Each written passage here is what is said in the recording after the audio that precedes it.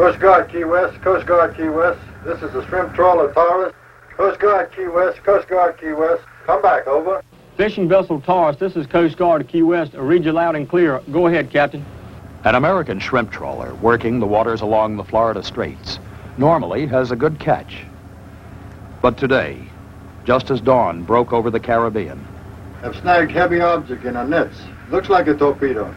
Unable to hoist aboard and examine. Request assistance, over. Fishing vessel Taurus, this is Coast Guard, Key West. Request your position. Also, request you stand by. a netted torpedo gets a man thinking about his crew and the ship and himself. 70 feet of water. We'll stand by. Coast Guard relays the report to Navy. On. Explosive ordnance disposal, Lieutenant 2. This is Key West Coast Guard, Lieutenant. Request EOD support in freeing unknown object from the shrimper Taurus's nets. Yes. Get the gang gunners, an EOD call. Right. The vessel's located 1 mile southwest of Pulaski Light in 70 feet of water. How soon can you be alongside? Give us an hour. Navy responds with an explosive ordnance disposal team, EOD for short.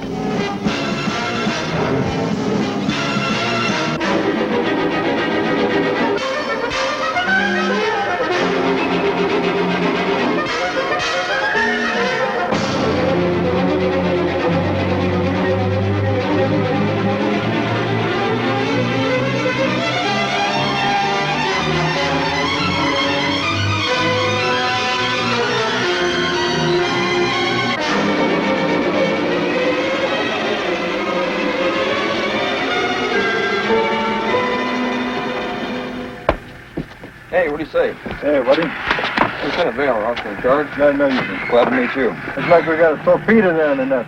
A new breed of men with a dangerous and unique mission. Their job? To find explosive weapons and render them harmless. This is their story.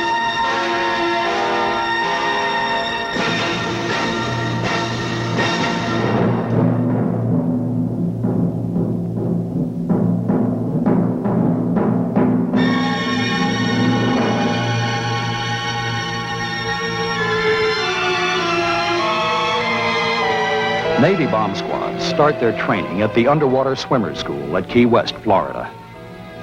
Every student must qualify here.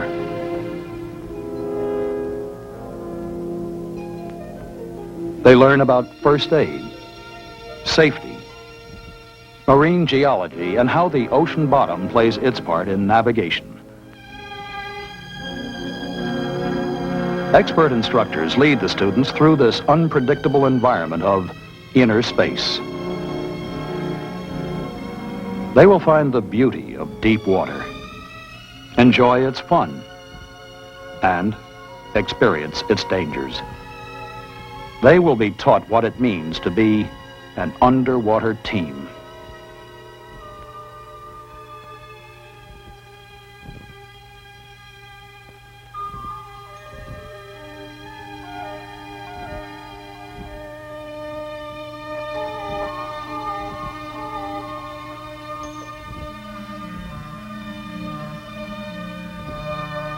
Once they qualify as scuba divers, they are ready to give it a try at the Explosive Ordnance School. Here at Indian Head, Maryland, the Navy trains men from all branches of our armed forces. The objective? To train explosive ordnance disposal teams who will be responsible for handling the disposal of explosive weapons found in and around water. They will often assist other service EOD teams and civil authorities on land. Another good recognition feature is the relatively small... We have here a typical influence mine, easily recognized by the... This 100% volunteer group will learn how to dispose of every explosive weapon, foreign or domestic, that is known to this country. It's a long list, and it's worldwide. How can he be taught everything about German torpedoes used in World War I submarines, or acoustic mines planted by the British in Nazi-held waters in the Baltic Sea? Gentlemen, this item of ordnance is a Chi-Con heat round. What about the communist mortar rounds fired at U.S. troops in Korea? Or ingenious rifle grenades, stamped with Oriental markings?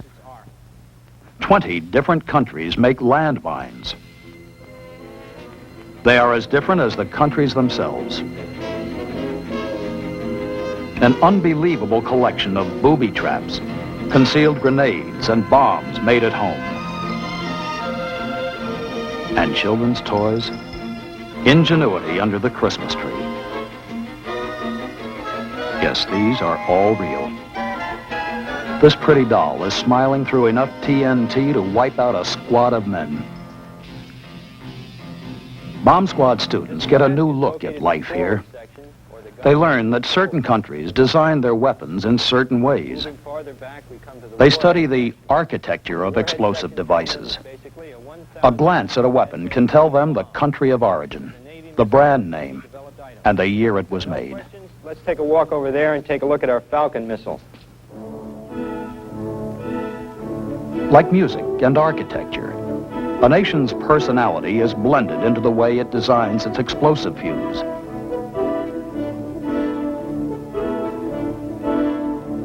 France differs from China.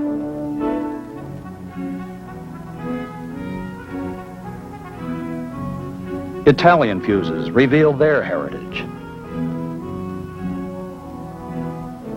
German fuses reflect the cultural line.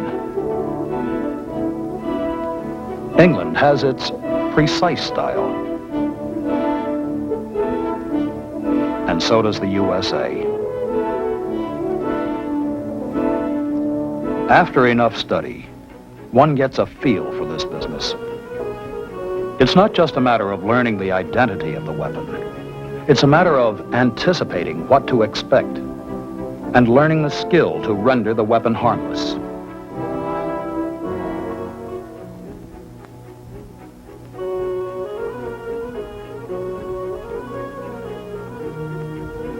In this real situation, one starts to thinking about the men he will be working with and the penalty for failure. The fine line between life and death becomes more apparent as the schooling goes on. Assignments at first seem impossible. A complete knowledge of every explosive fuse since the invention of gunpowder. Once the mechanics are learned, he is taught to apply this knowledge to a philosophy of explosives. All right, gentlemen, what we're doing here is breaking the explosive chain. There is something basic in all devices. Whether the ancient cannonball or the nuclear shell, each has an explosive train. Like a train where one car's movement depends upon another, each explosive component triggers another component until the main charge explodes. Uncouple the train of death anywhere along the line, and the weapon becomes scrap metal. Keep in mind, gentlemen, that in addition to the warhead itself, we have explosive hazards in the fuse mechanism, both in the form of detonators and in the form of explosive switches, which, although they may not kill you, might blow off a finger or two. Not all explosive trains can be broken. An error in assembly, a damaged fuse, a stripped thread. If the dangers involved are too unpredictable to take the risk, the EOD student is taught to explode the explodable. A good technique. But some 20th century weapons are too devastating to be exploded. Only the most mature and dedicated EOD men are picked to join the slim handful of Americans who know how nuclear weapons work and how to disarm them.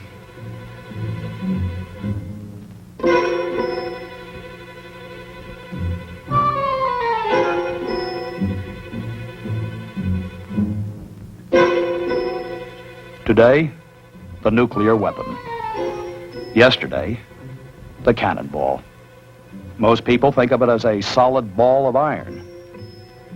At the Navy EOD Research Lab, the 1 million electron volt X-ray unit takes pictures through 6 inches of steel.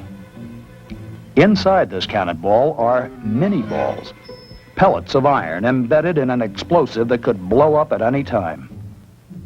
Obsolete weapons seldom reach the X-ray machine, but every known complex weapon of today is analyzed in the EOD laboratory.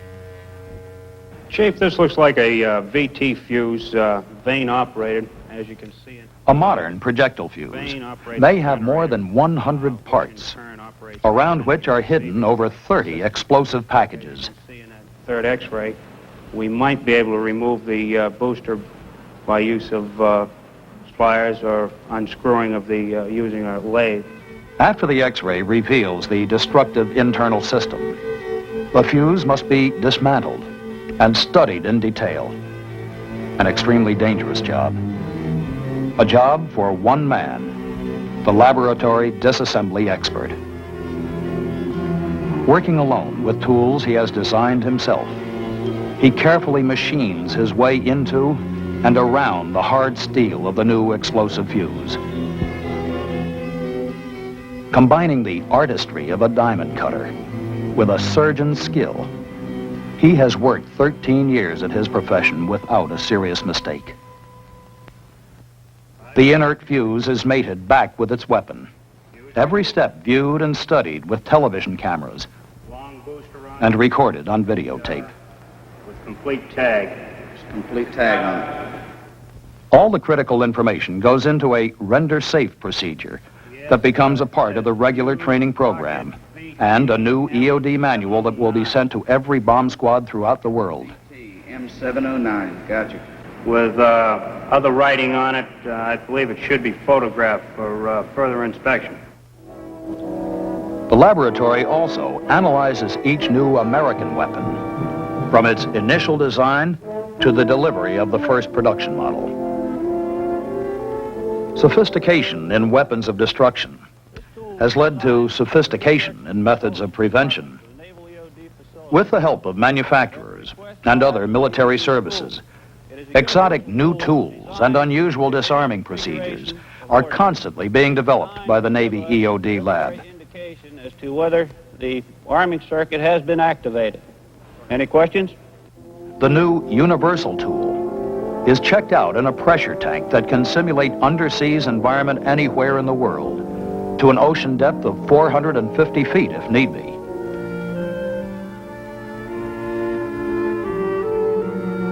If it works here, it will be added to the EOD toolkit.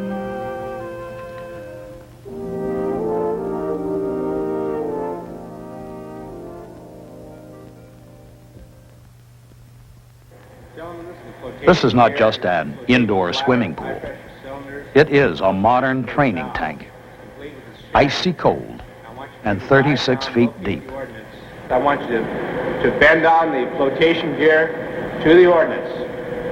You'll surface, we'll fire the explosive actuated valve, which will release the pressure from the cylinders.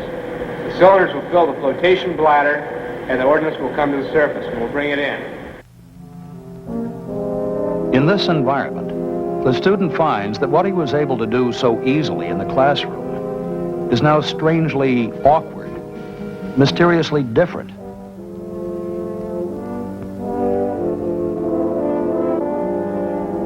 Underwater television cameras monitor every move. All techniques observed by the rest of the class as the instructor comments on their progress. They're approaching the ordnance. Today's All assignment, right, now they have the shackling float gear an out. explosive weapon to They're the tying in surface, clevis to the- where it can be disarmed more quickly and with more safety. In the heavy, liquid medium of deep water, learning how to move one's hands and fingers with complete assurance takes weeks of practice and instruction. The technique is precise. And in this business, 99% perfect is not good enough.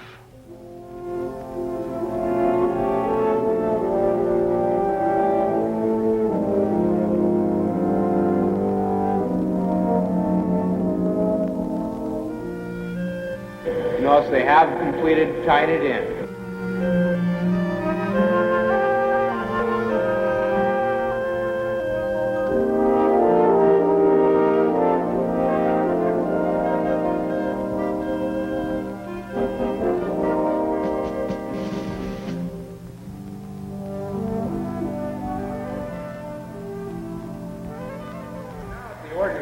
exploded.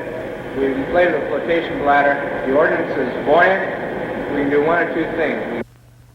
The classroom instructions now become real. You're going to find things a little bit different here than you did in Key West. The water here is murky. Visibility is very poor. I want you to observe all safety precautions. You ready, Chief? I want you to go out here, use search plan 1 Alpha. Look around till you come across what you feel is a piece of ordnance. Identify it. When you think you have it, I want you to come out of the water and report back to me. You got it? All right, hit the water.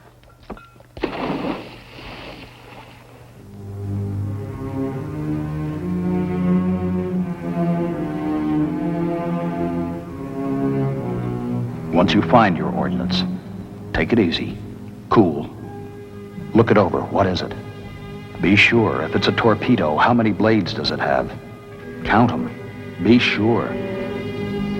Does it have an exploder? If it does, it's got to be a torpedo. The student will pinpoint every external feature.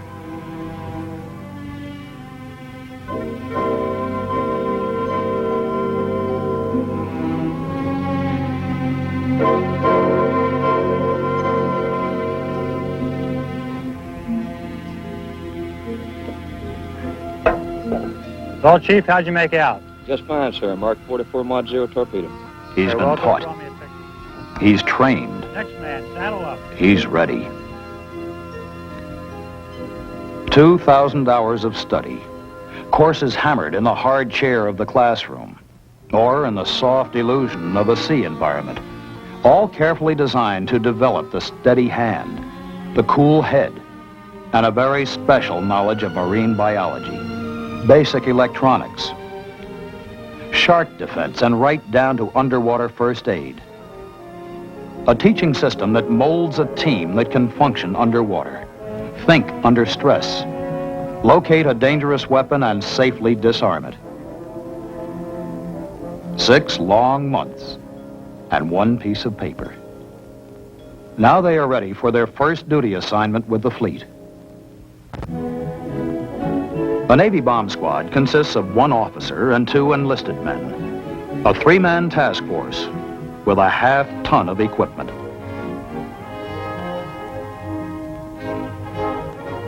"25 technical manuals, 400 tools, diving gear, cameras, an underwater sonar locator, a variety of communications equipment, and an arsenal of counter-explosive charges.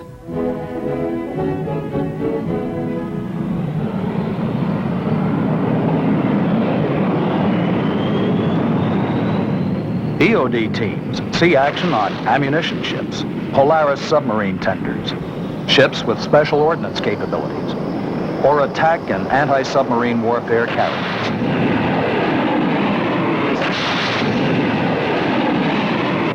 During the launch of the attack carrier's mix of fighters and bombers, there's no need for the 3 men in red to move. It's usually a standby situation.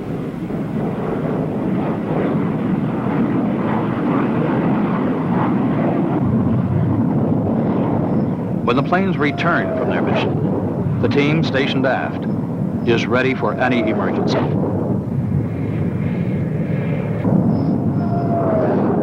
This is danger time, a time when an A4 returns with a live bomb.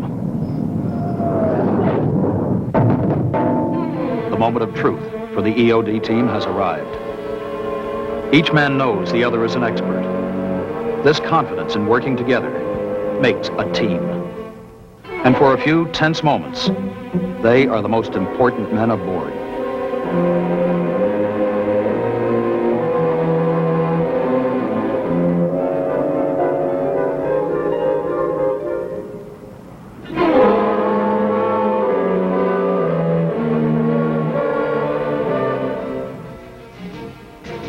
Navy EOD teams are stationed around the globe.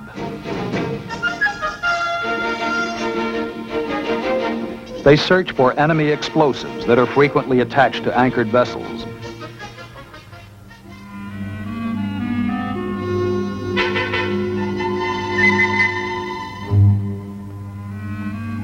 They serve in the remote areas of Alaska, where EOD men improvise with limited local resources to recover a deadly bomb from below the ground and deactivate it.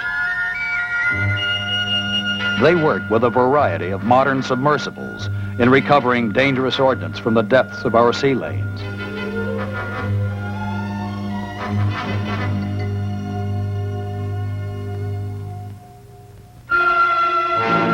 And at naval air stations all over the world, they stand ready to assist firefighters in potentially dangerous situations. EOD teams have also paid the supreme price when the mission turned out to be unsuccessful.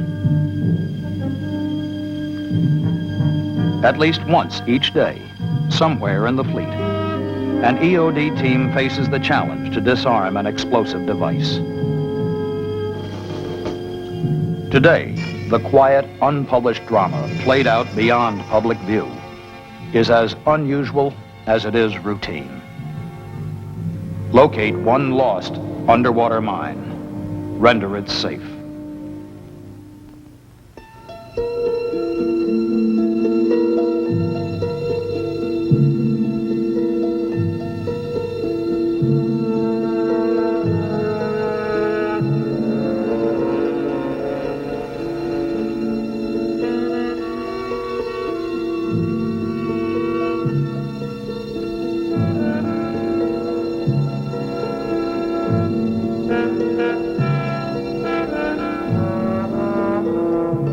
An undersea storm has moved a new type mine from its mooring. The mechanics of this mine is top secret. More importantly, it could be in a commercial sea lane. A single mine that could blow an average freighter to pieces.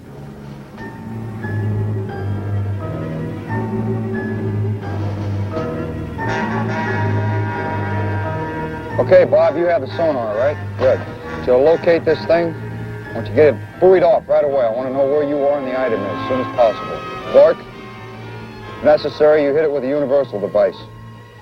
Okay, remember, if anything looks wrong, come on back up and we'll talk about it. Let's go.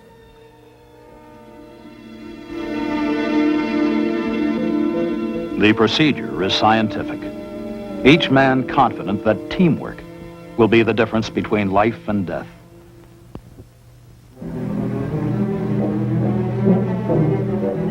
With one man standing by on the surface, the other two members of the team swim the underwater search, guided by the sonar locator.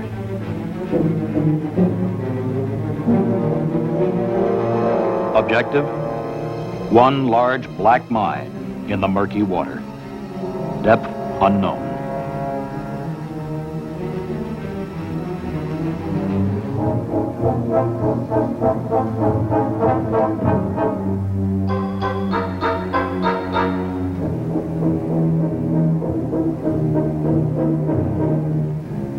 Under certain conditions, pressures of the sea can arm a mine.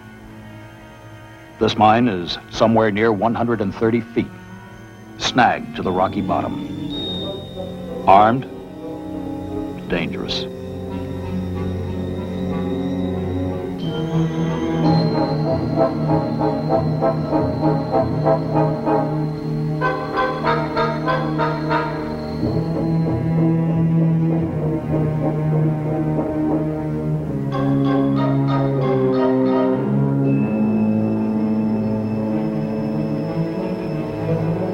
Now that the objective is reached, the sonar man heads for the surface. From here on in, it's a one-man job. With great respect for the lethal horns, and with every move a calculated risk, he attaches the render safe device. The final link to success or failure.